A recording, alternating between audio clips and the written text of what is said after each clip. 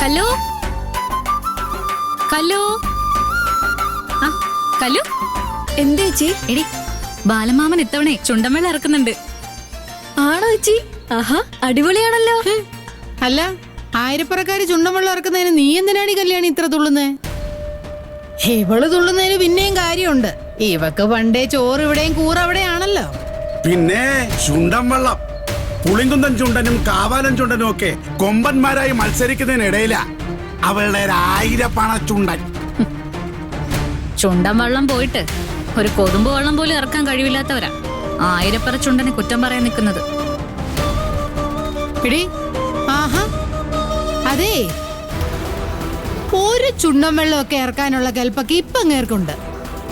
അമ്മ എന്തേ പറയുന്നേ? ഒരു ചുണ്ടൻ വെള്ളം ഇറക്കണെങ്കിലേ കോടികൾ വേണം, അറിയോ?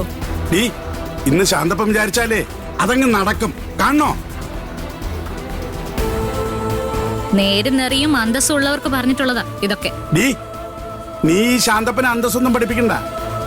അത് പഠിപ്പിക്കാൻ പറ്റില്ലല്ലോ, ജീവിതത്തിൽ ഉണ്ടായി വരേണ്ടതല്ലേ. ഡി, ഈ നിക്കുന്നതേ നിന്റെ തന്തയാണെന്നുള്ള ഓർമ്മ വേണം. ഓർക്കാൻ വേണ്ടി ഒരുപാടുണ്ടല്ലോ. ചേച്ചി ചുമ്മാ ഇവരടുത്തൊന്നും തർക്കിച്ചിങ്ങാണ്ട് വന്നേ. ഡീ, ഇവളങ്ങ് കെട്ടിപ്പോയാലേ നീ പിന്നെയും ജീവിക്കേണ്ടത് ഇവിടെയാ. ഇവളിവിടെ ജീവിക്കും, കല്ലൂന്റെ പേരിലുള്ള ഇവളുടെ സ്വന്തം വീട്ടില്.